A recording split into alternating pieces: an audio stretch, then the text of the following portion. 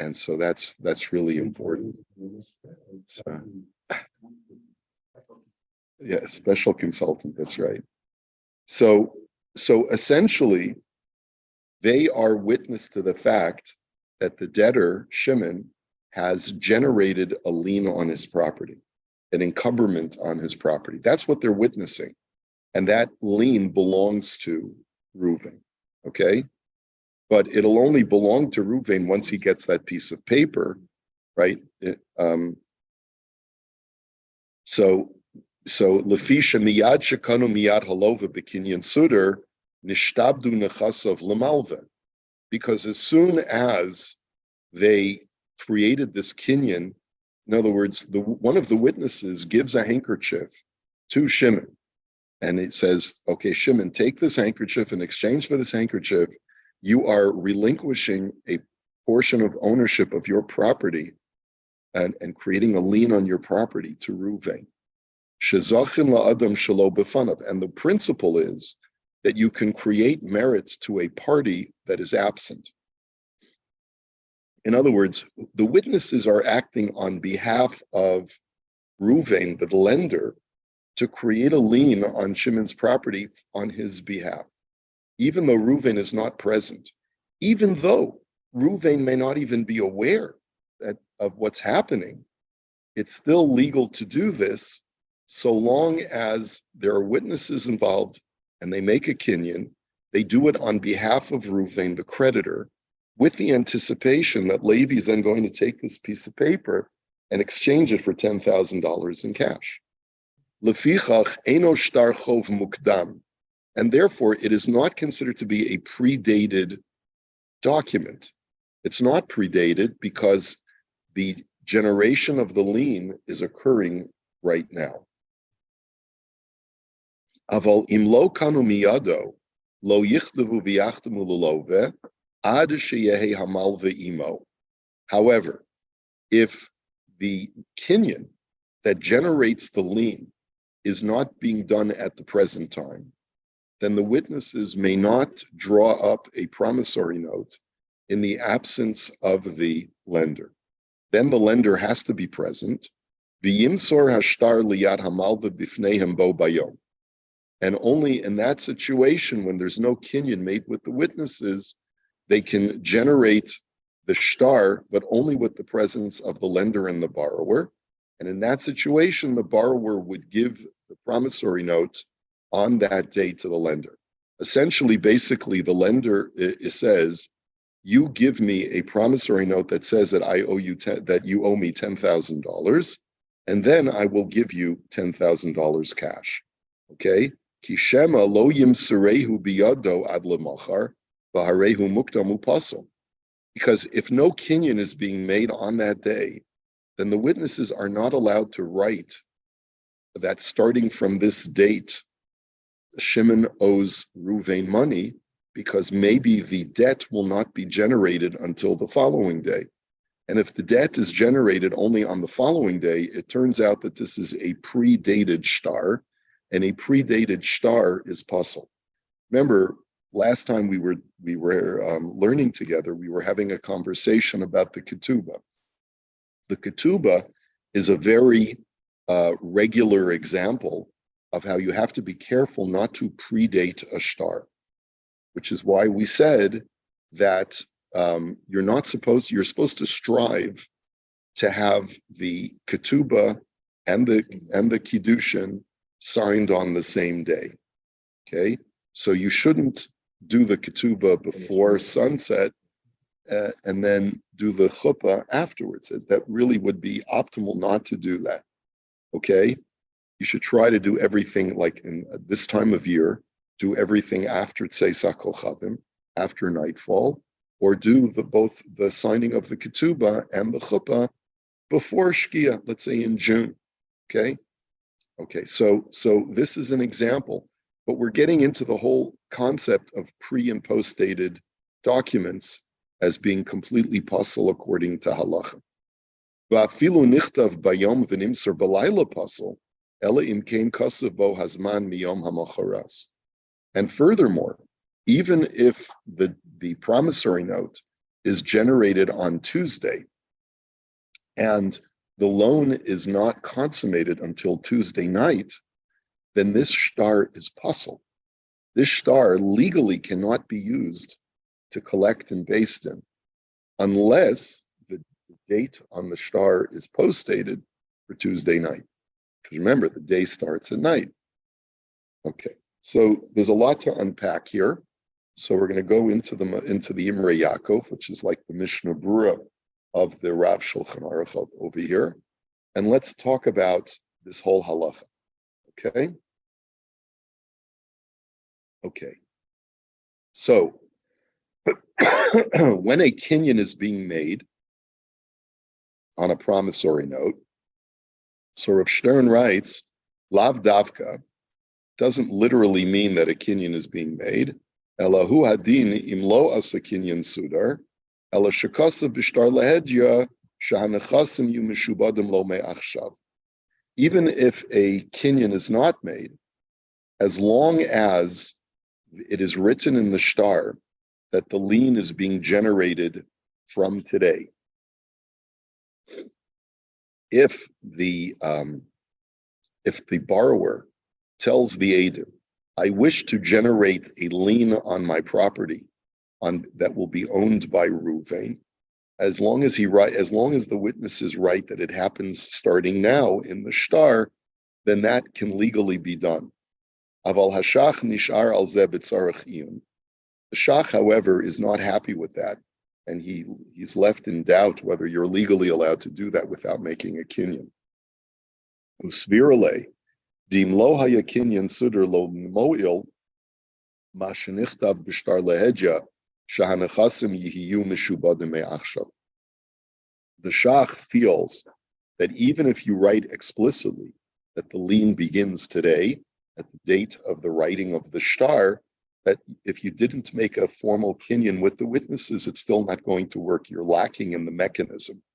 Ulam kol zeh rak l'das hashulchan aruch, the pasak the lo amrinan edav b'chasuma of zachin lo, aval l'das hasovrim kain vaday pashut im kasav aloy v'lehedja, shenechasav meshubada me'achshav demahani, v'ashach atzma nota kedaitem kidalakam and divrei maschalabo. But then he says something that's a game changer.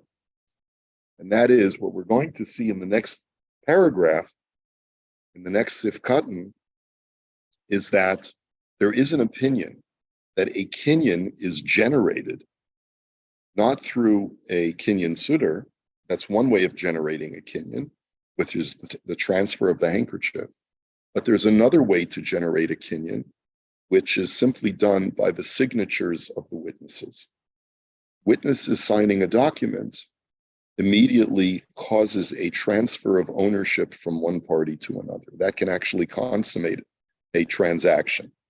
So according to the opinion that the witness's signature can consummate a transaction, so then you don't need a kinyan sudar as long as you write in the shtar explicitly that through our signatures, the lien is generated from today, then that's all that's necessary. And even the shach agrees to that principle, and therefore you don't have to formally make a kinyan sudar as long as the witnesses sign on it, and they say that the lien is generated on the date of the signing of the shtar. Okay, all right. No, you need to have the document. If the witnesses, if the debtor just says to witnesses, I want to generate a lien on my property for Reuven, and there's no paper, there's no document, so then that's not going to work either. The creditor would have to be present, and there would have to be a kinyan between the creditor and the debtor that the witnesses witnessed.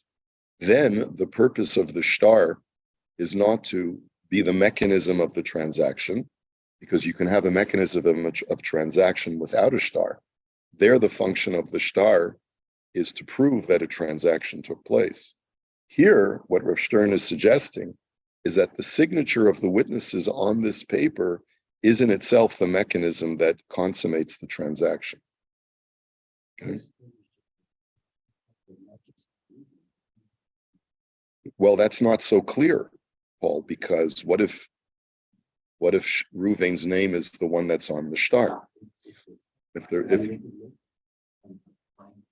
So that's not. I'm not so clear on that. Whether we leave that so open ended. Let's wait and see.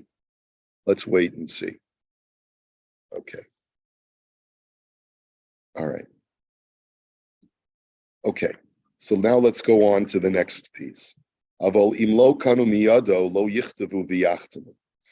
if there was no kinyan at the time of the writing of the shtar, then the witnesses should not sign the shtar, because since there's no mechanism to create the lien, they're signing falsely. This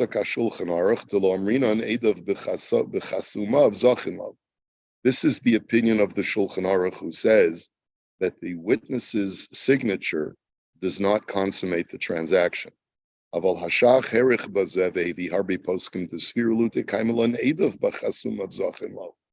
Shach, however, disagrees with the Shulchan Aruch and says, bringing many sources to support his position, that the signature of the witnesses consummates the transaction. And this is true whether a piece of paper is being generated to forgive a debt or whether it's to generate a debt, or whether it's being done to consummate a transactional sale. In all situations, as long as the witnesses are clear that this is the desire of the debtor, the person who is losing money as a result of their signature, and he's happy with it, they have a right to sign their names, and the signature itself is what is the mechanism. It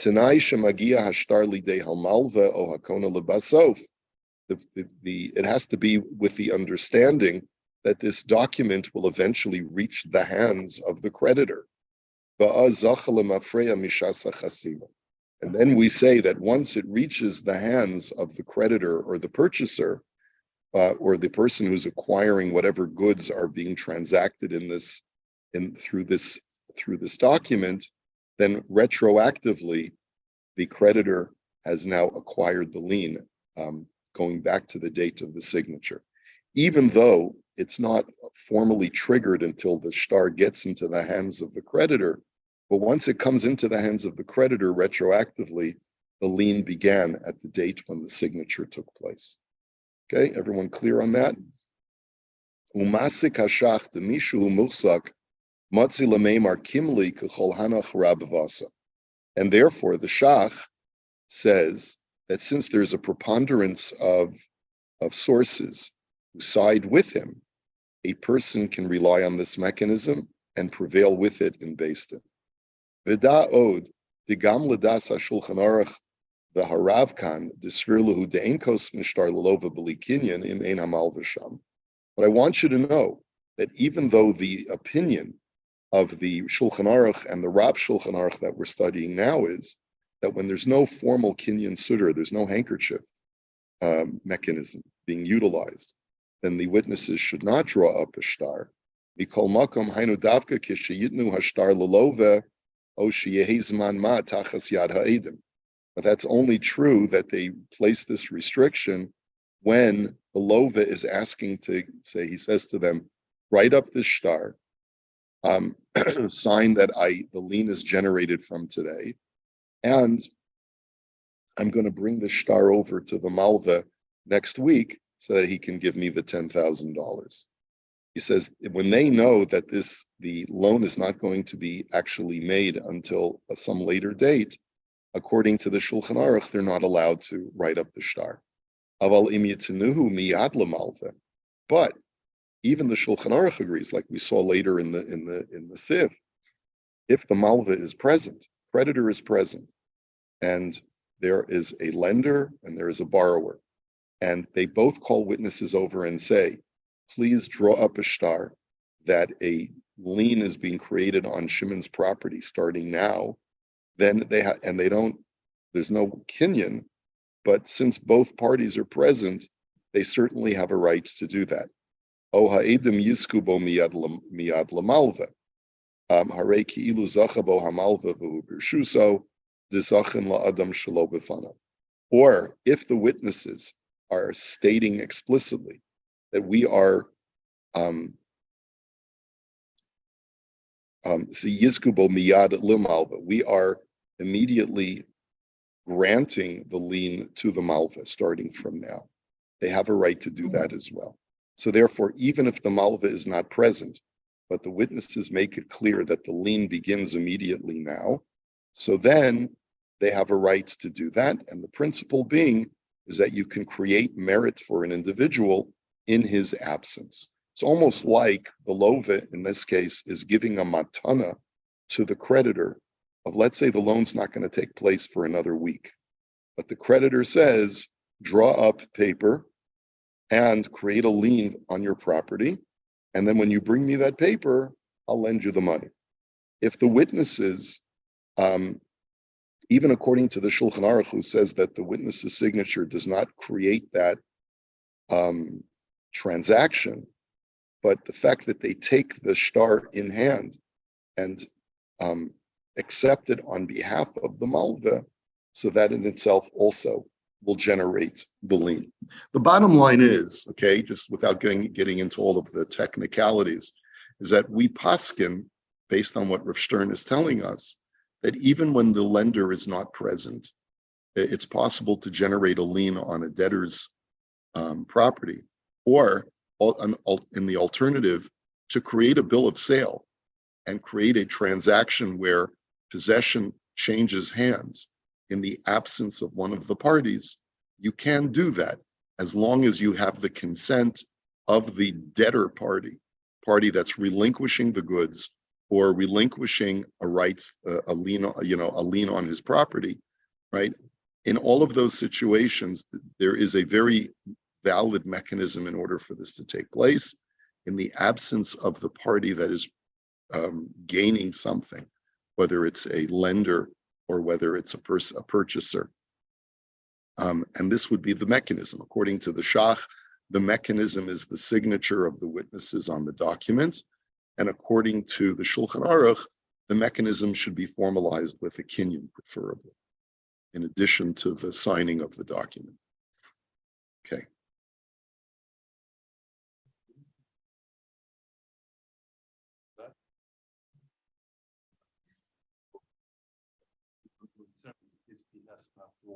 His wife, and just in case that his wife will see or avoid, he has to be married with another. He has a lady in waiting, yeah. So Yeah. that's something that like he has a ketubah, but it's not applying until. Oh, this is an interesting question.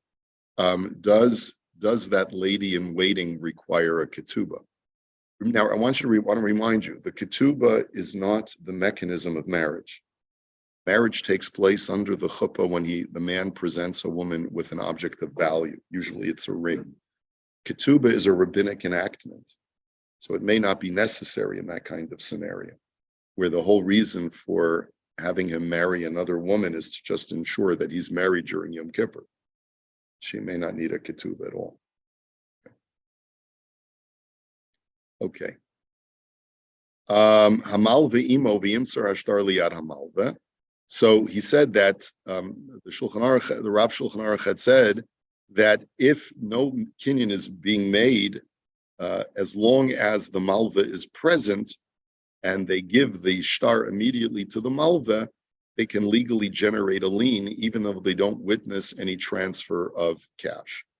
Aval balav hachi ein kosvim v'chosmim afilu imro ha'idim shemoser hamalva hamos liyad halova. He says, but even without the presence of the malva here, the witnesses do not have a right to generate a shtar that creates a lien on the debtor's property, even if they saw that the lender, Ruvain, gave $10,000 in cash to Shimon, to the debtor. De'ein hashtar kona ela misha'a sheba liyad hamalva. And the reason is because the lien that is generated by the contract really does not begin until the moment that it reaches the hands of the creditor. That's under normal circumstances. A creditor does not acquire a lien on a property until he actually has the piece of paper in hand that was the mechanism to generate that lien. That's what we saw previously. It can work retroactively if they wrote the word explicitly, me achshav, in the shtar. But the witnesses don't have a right to generate that lien without the malva being present. O mishas kinyan sudar im nasa az kidleel. Right? Tahainu ladasa shulchan aruch deposit lorminan edav b'chasum of zachan lo kidleel. V'nimsu shu taref lekuchos shelo kidin. He says, if the witnesses were to generate a lien on a property, even though they know that there was a loan already made, but they haven't received the consent of the malva, of the creditor, and the creditor is not present, then they can't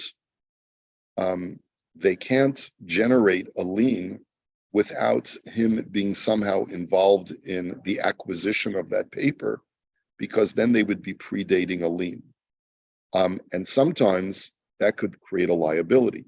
When you predate a lien on someone's property, what would happen if, let's say, a lien was not generated until Wednesday, and on Tuesday they created the lien, and then in the interim, Tuesday afternoon, the debtor sells his property to a third party.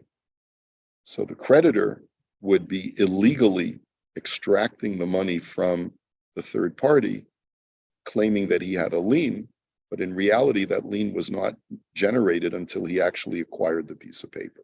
So that's the potential problem of predating a lien that hasn't yet occurred until it comes into the hands of the malva. And then we're gonna see more about this, but we have to stop now because it's late, and we'll continue